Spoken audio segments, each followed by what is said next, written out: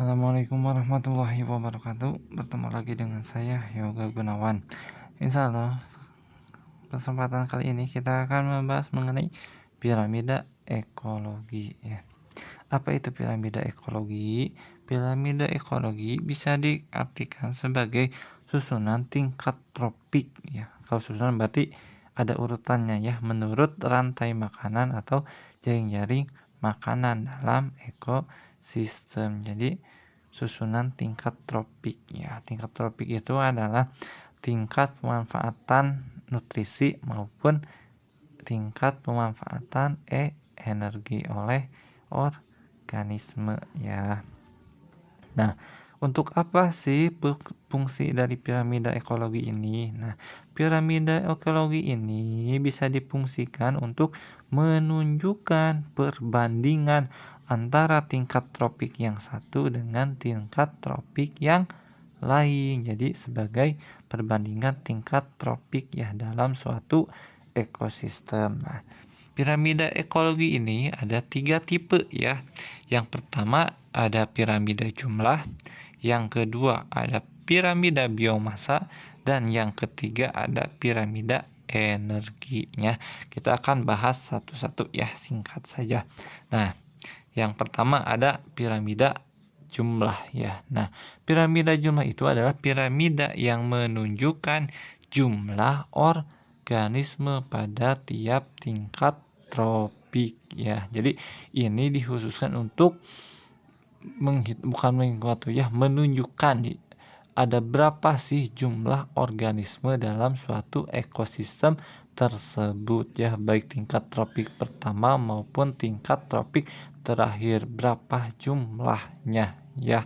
Nah, pada piramida jumlah biasanya bentuknya itu segitiga tegak ya. Nah, ini di mana yang pertama produsen merupakan tingkat tropik pertama ya. Jadi ini yang bisa memanfaatkan energi atau yang bisa membuat makanan sendiri ya. Jadi ini dinamakan dengan tingkat tropik pertama. Nah, kalau herbivore atau konsumen ya, konsumen tingkat pertama ini herbivore ini. Nah, ini merupakan tingkat tropik kedua. Tapi kalau secara tingkat konsumennya ini konsumen tingkat pertama. Jadi konsumen organisme yang pertama kali memakan produsen disebut konsumen tingkat pertama, biasanya herbivore ya, atau pemakan tumbuhan ya. Lalu kalau karnivor kecil, kalau di sininya karnivor kecil misal nih, yang ketiga. Nah, ini biasanya atau dikatakan ini tingkat tropik ketiga atau konsumen tingkat 2 ya. Jadi ada perbedaannya. Kalau secara konsumen ini tingkat 2 ya, karnivor kecil ini. Tapi kalau secara tingkat tropik ini ke 3, dan ini terakhir ada keempat ya, tingkat tropik keempat dan konsumen tingkat 3, atau kalau di piramida ini merupakan konsumen akhir ya. Nah, ini ada segitiga ya, jadi disebut sebagai piramida ya. Jadi jumlah produsen biasanya itu lebih banyak atau lebih besar dari herbivore ya. Kalau ini konsumen tingkat pertama, tingkat kedua, dan konsumen akhir, biasanya produsen itu lebih besar jumlahnya ya. Nah, lalu yang kedua ada piramida biomassa. Nah, kalau piramida biomassa biasanya ini piramida yang menggambarkan berat atau massa kering total organisme hidup dari masing-masing tingkat tropik dalam suatu ekosistem. Tapi ini dalam waktu tertentu ya, dalam kurun waktu tertentu. Nah, jadi kalau ini mah didasarkan pada berat ya, atau massa ya, massa kering suatu organisme ya, organismenya tentunya yang hidup ya. Di mana pada piramida biomassa itu dibedakan menjadi 2 ya. Ada di darat, ada juga nanti di air atau di akuatik. Nah, biasanya kalau di darat ini sama seperti piramida jumlah, bentuknya itu segitiga tetap ya, di mana berat produsen umumnya lebih besar dibandingkan dengan herbivore, karnivor maupun karnivor akhir ya. Nah, biasanya tingkat tropik paling hari itu berat atau masa keringnya itu lebih sedikit kalau di daratan ya. Jadi produsen lebih besar. Nah, tapi sebaliknya ya, kalau misalnya di piramida atau di daerah air atau akuatik ya, piramida biomasa itu bentuknya segitiga terbalik. Nah, jadi ya, kalau piramida air itu atau akuatik itu ya, piramidanya berbentuk segitiga terbalik ya. Kenapa? Karena biasanya kalau di air itu produsennya kan fitoplanktonnya yang kecil-kecil. Jadi kalau yang kecil itu kalau misalnya diukur atau ditimbang beratnya masa keringnya maka akan lebih sedikit daripada yang karnivor. Misalnya ada fitoplankton, zooplankton, lalu misalnya ada ikan. Nah, biasanya berat kering ikan itu lebih besar daripada fitoplankton meskipun dengan jumlah yang sama ya, atau mungkin lebih besar jumlahnya fitoplankton, tapi kalau ikan meskipun jumlahnya kurang atau lebih sedikit dari fitoplankton, tapi kalau diukur ditimbang ternyata berat atau biomasa ya, masa keringnya itu lebih besar daripada yang fitoplankton tersebut. Makanya kalau di akuatik ya, piramidanya itu piramida terbaliknya, mana berat karnivor lebih besar ya daripada yang produsennya.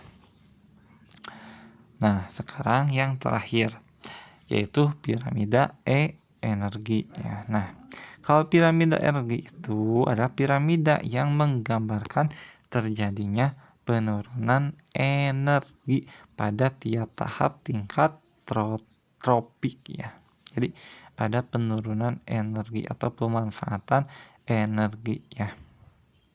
Nah, jumlah total pada setiap tingkat tropik ke arah puncak piramida itu semakin kecil. Maksudnya apa? Jadi semakin tinggi tingkat suatu tropik, maka semakin kecil energi yang didapat oleh organisme tersebut. Biasanya setiap organisme hanya bisa memanfaatkan 10% ya, 10% energi yang diperoleh dari organisme yang dimakannya ya. Nah, misalnya gini, produsen itu merupakan yang bisa membuat makanan sendiri, misalnya dengan fotosintesis ternyata bisa menghasilkan 1000 energi didapat ya.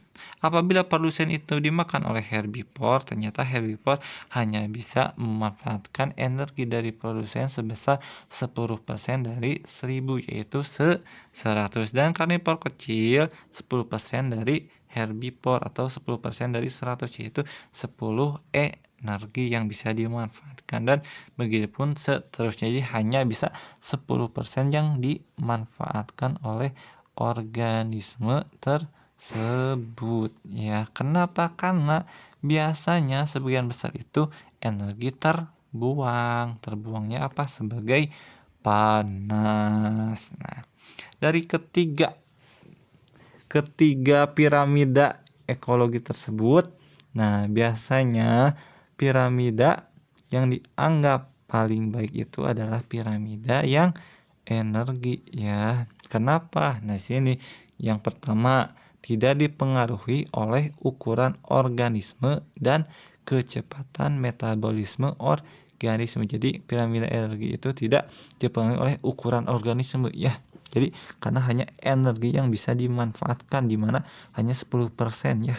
Nah, yang kedua, menunjukkan efisiensi ekologi atau produktivitas ekosistem. Dan terakhir, bahwa piramida energi itu memberikan gambaran berkaitan dengan sifat fungsional komunitas suatu ekosistem. Maka bisa dikatakan piramida energi adalah piramida terbaik ya.